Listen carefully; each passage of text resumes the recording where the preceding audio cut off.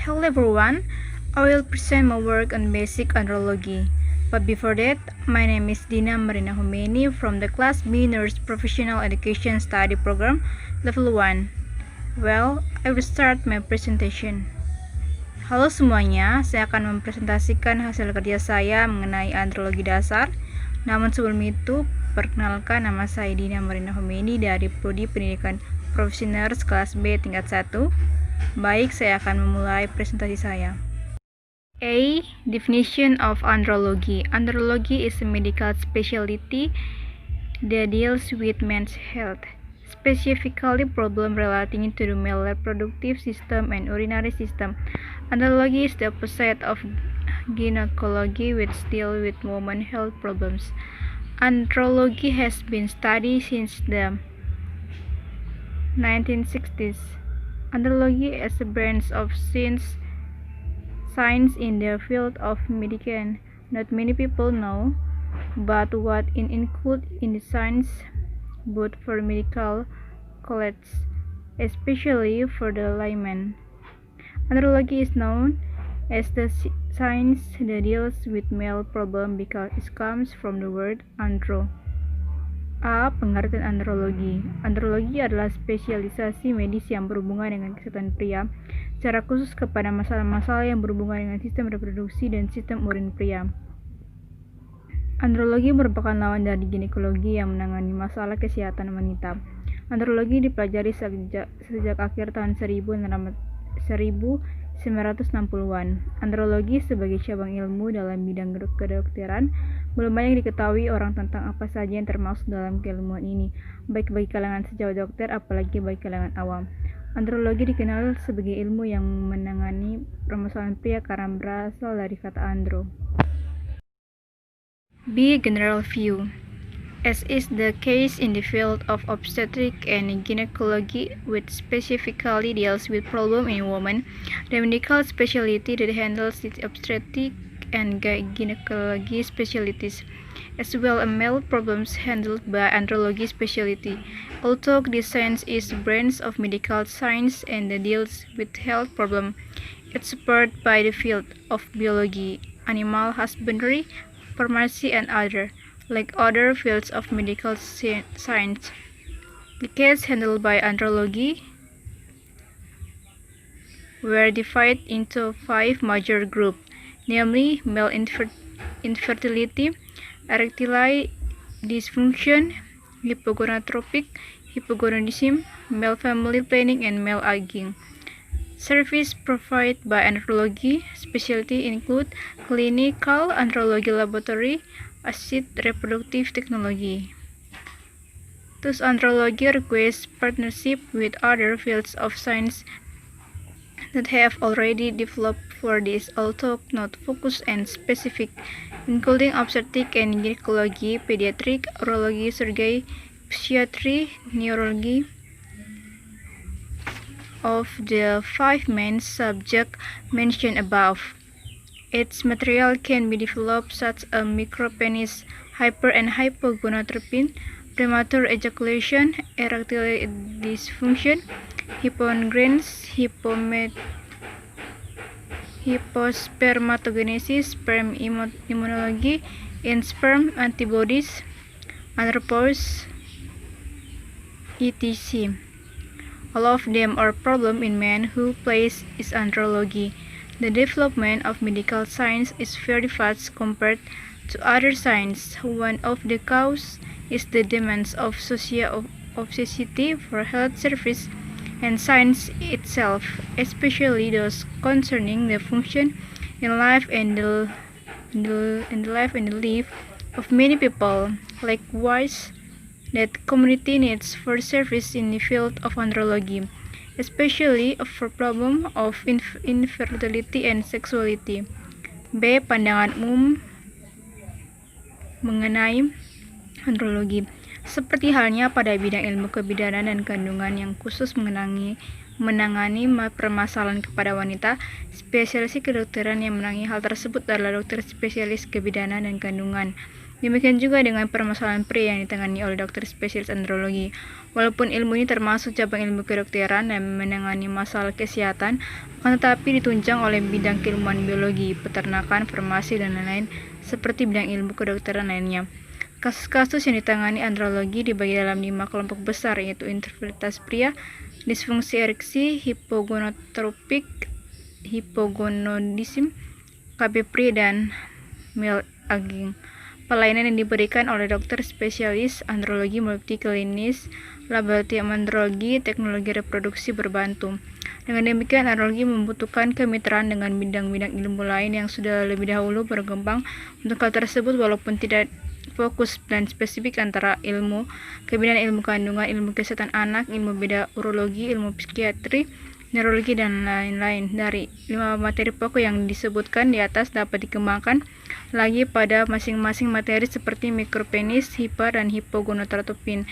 Ejakulasi dini, disfungsi ereksi, hipoandrogen, hipospermatogenesis, imunologi sperma, antibodi antisperma, andropause, dan lain-lain. Kesemuanya itu adalah permasalahan pada pria yang wadahnya ada pada andrologi.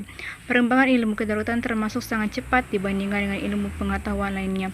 Salah satu penyebabnya adalah tuntunan masyarakat terhadap pelayanan kesehatan dan keilmuan itu sendiri, terutama yang menyangkut fungsi-fungsi dalam kehidupan dan hajat hidup orang banyak. Demikian pula kehidupan masyarakat terhadap pelayanan di bidang andrologi, terutama masyarakat infertilitas dan seksualitas.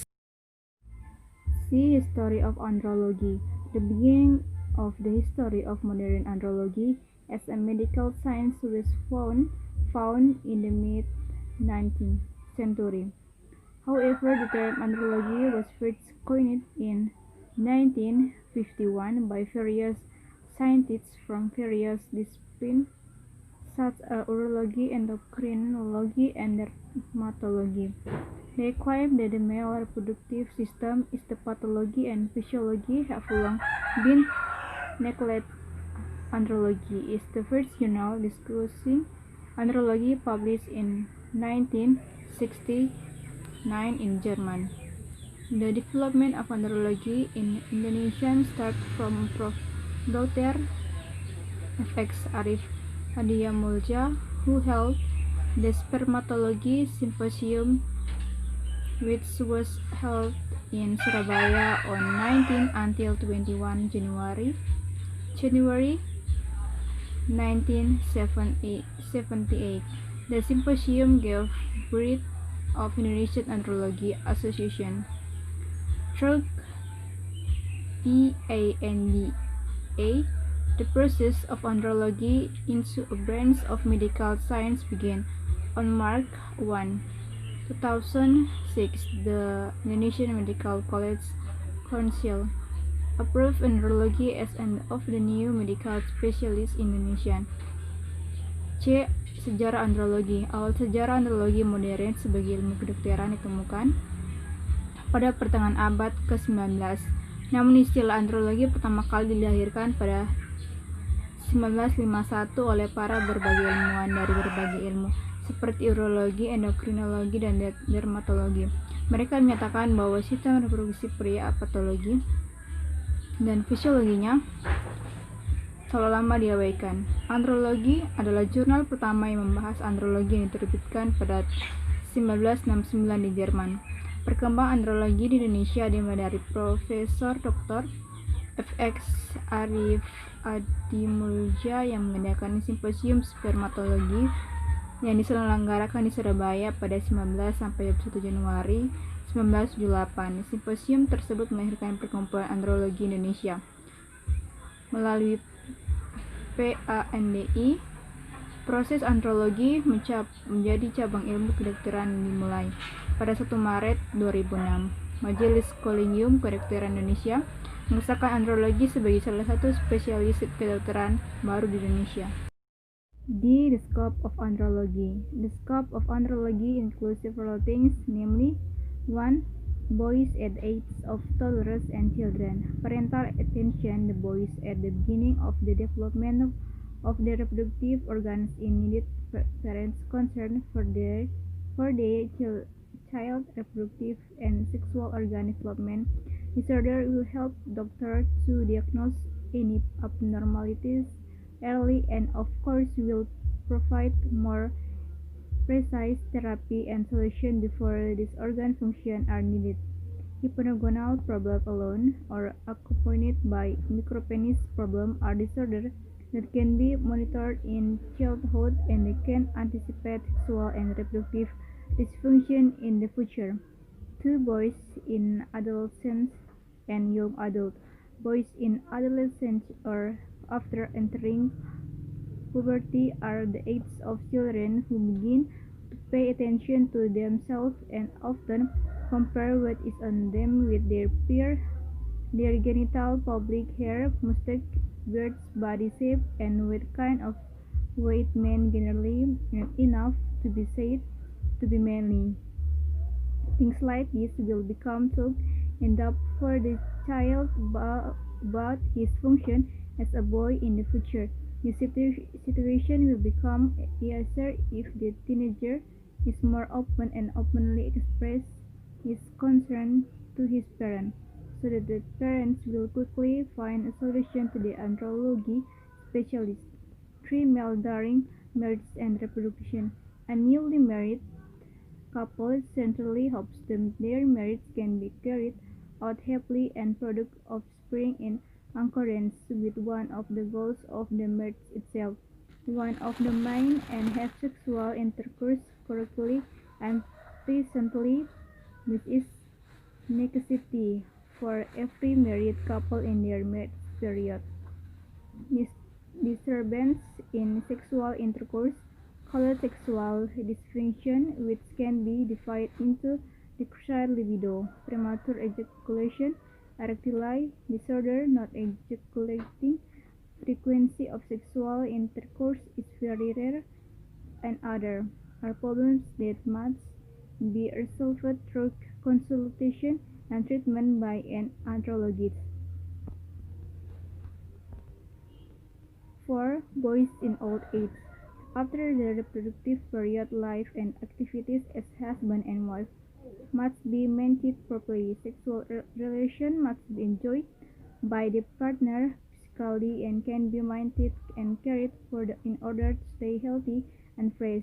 Appearance must remain authoritative. Food must be maintained. The purpose of aging is slow down. Control health routine. Time for family should be more. Sexual activity should not stop as long as one partner still wants it.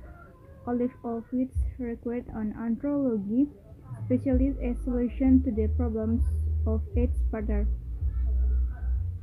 5. Men's family planning. So far, pregnancy arrangements generally through the woman or wife with the high awareness of the importance of for the ex-family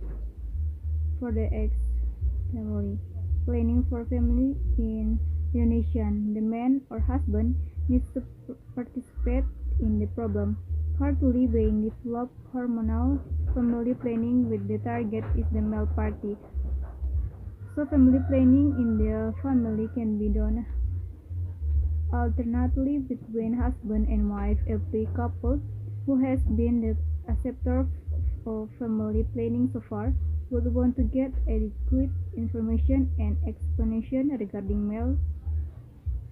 Here, the role of the andrology specialist must be solution for society. Ruang lingkup andrologi. Ruang lingkup andrologi mencakupi beberapa hal, yakni yang pertama, laki-laki pada usia balita dan anak-anak. Perhatian orang tua terhadap anak laki-laki pada awal masa perkembangan organ reproduksi sangat diperlukan. Kepedulian orang tua terhadap gangguan perkembangan organ reproduksi dan seksual anaknya akan membantu dokter untuk mendiagnosis lebih dini setiap kelainan dan tentu akan memberikan terapi dan solusi lebih tepat pula sebelum fungsi-fungsi organ tersebut diperlukan.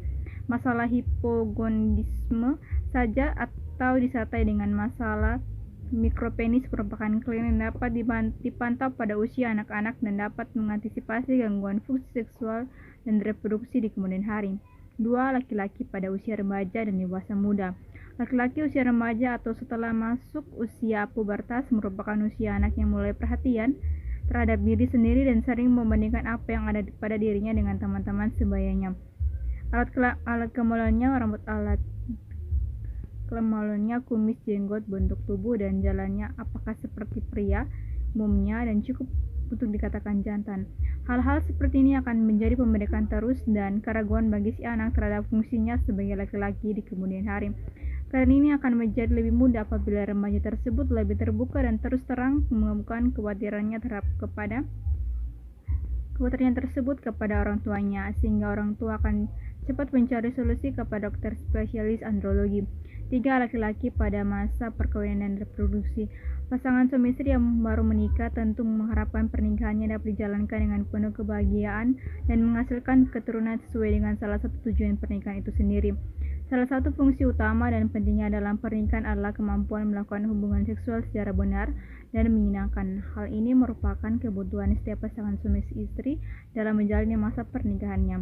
Gangguan pada hubungan seksual disebut disfungsi seksual yang dibagi menjadi penurunan libido, ejakulasi dini, gangguan ereksi, tidak ejakulasi, frekuensi melakukan hubungan seksual sangat jarang, dan lain-lain adalah masalah yang harus dicari solusinya melalui konsultasi dan pengobatan oleh dokter spesialis andrologi.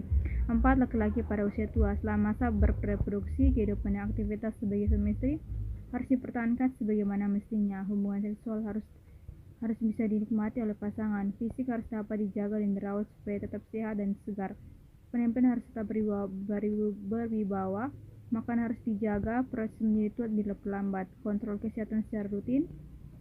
Waktu untuk keluarga harus lebih banyak. Aktivitas seksual tak boleh berhenti selama satu pasangan masih menginginkannya.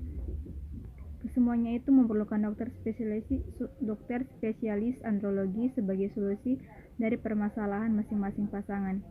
5. Keluarga berencana pria.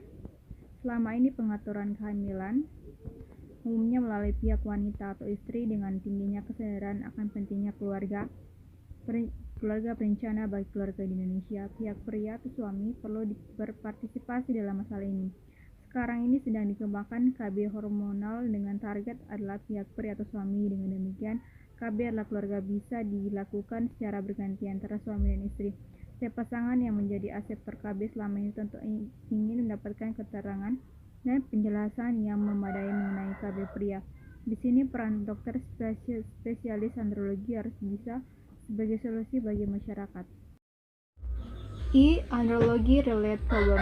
1. Infertility in men. The cause of infertility in men can be caused by a lack of sperm formation, concentration, or movement. The initial treatment step of the andrology is to check the patient of medical and urological history.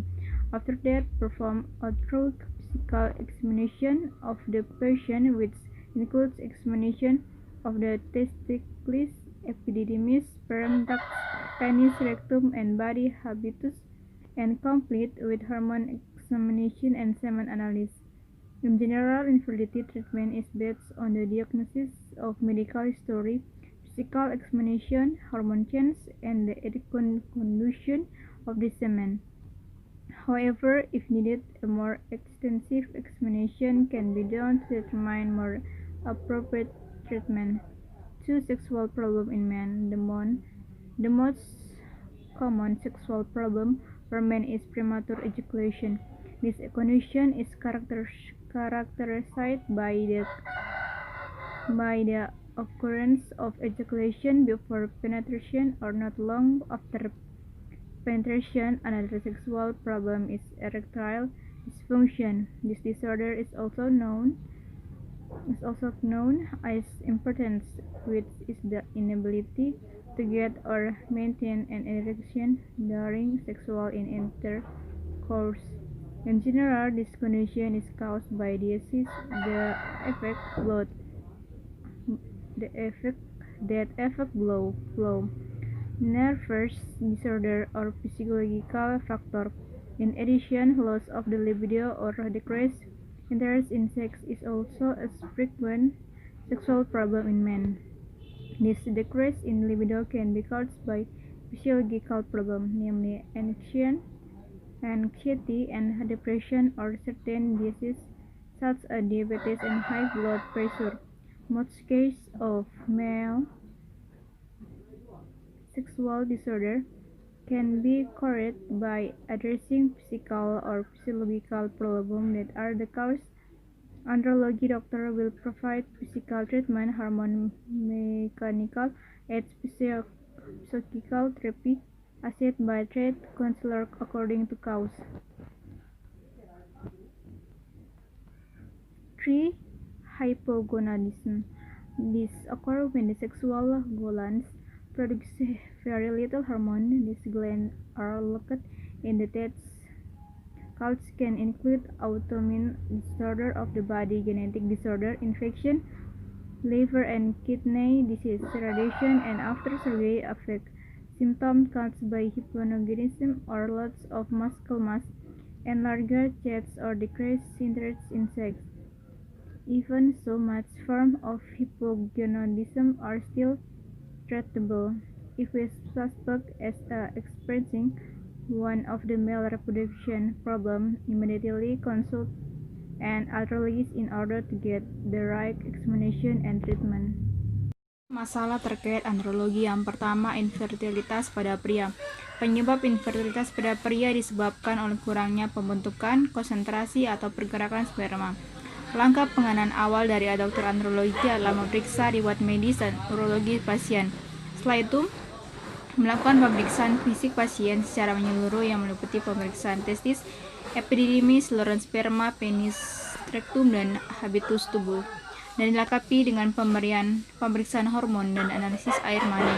Pada umumnya, pengobatan infertilitas didasari oleh hasil diagnosis riwayat kesehatan, pemeriksaan fisik, perubahan hormon, dan kondisi air mani. Namun, jika dibutuhkan pemeriksaan yang lebih meluas, bisa dilakukan guna menentukan perawatan lebih tepat. 2. Masalah seksual pada pria. Masalah seksual paling umum bagi pria adalah ejakulasi dini. Kondisi ini ditandai dengan terjadinya ejakulasi sebelum penetrasi atau tidak lama setelah melakukan penetrasi. Masalah seksual lainnya adalah disfungsi ereksi. Gangguan ini dikenal juga dengan impotensi, yaitu tidak bisa mendapatkan atau mempertahankan ereksi saat berhubungan seksual. Pada umumnya, kondisi ini disebabkan oleh penyakit yang mempengaruhi aliran darah, gangguan saraf, atau faktor psikologi. Selain itu, kehilangan libido atau menurunnya minat berhubungan seksual juga kerap menjadi masalah seksual pada pria. Penurunan libido ini dapat disebabkan oleh masalah psikologi, yaitu kecemasan dan depresi, atau penyakit tertentu seperti diabetes dan tekanan darah tinggi. Sebagian besar kasus gangguan seksual pria dapat dipulihkan dengan mengatasi masalah fisik atau psikologi yang menjadi faktor penyebab. Dokter andrologi akan memberi pengobatan fisik, hormon, alat bantu mekanik, terapi psikologi yang dibantu konselor terlatih sesuai dengan penyebabnya. 3. Hipogonadisme. Yang terjadi saat kelenjar seksual hanya sedikit memproduksi hormon.